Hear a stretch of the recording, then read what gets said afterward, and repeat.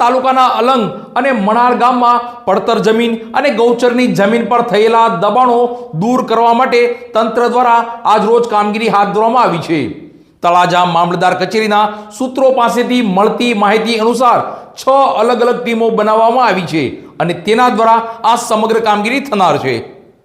ભાવનગર જિલ્લાના તળાજા તાલુકાના અલંગ અને મણાર ગામની સરકારી પડતર અને ગૌચરની જમીનો પર વર્ષોથી ખડકાયેલા દબાણો પર રાજ્ય સરકારની નજર સ્થિર થઈ અને નિર્ણય લેવાયો દબાણ હટાવવાનો।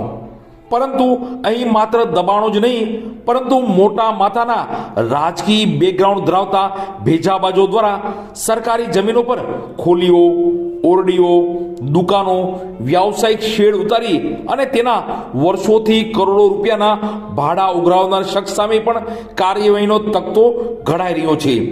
આજે તારીખ 17 થી તમામ દબાણો હટાવવા માટેની તૈયારીઓને અંતિમ ઓપ આપી દેવાયો છે અને પોલીસનું લોખંડી બંદોબસ્ત ગોઠવાઈ ગયું છે। સરકારની સીધી નજર છે। ઘણા સમયથી તળાજા મામલતદાર કચેરી દ્વારા દબાણો હટાવવાની પ્રક્રિયા ખોરંભે ચડેલી હતી। તેનું નિરાકરણ લાવવા માટેના પ્રયાસો કરવામાં આવી રહ્યા હતા।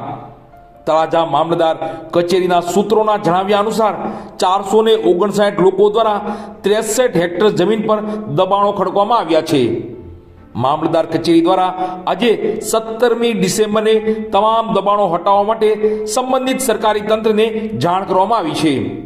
તળાજા પ્રાંત અધિકારી જે.આર. સોલંકીના જણાવ્યા અનુસાર કુલ 6 ટીમો બનાવવામાં આવી છે અને 4 ટીમોમાં નાયબ મામલતદાર અને 2 રેવન્યુ તલાટીનો સમાવેશ કરવામાં આવ્યો છે, જ્યારે 2 ટીમોને રિઝર્વ રાખવામાં પોલીસ તંત્રને સાથે રાખી કોઈ પણ બિન ઇચ્છનીય બનાવ ન બને તેની તકેદારી રખાય છે।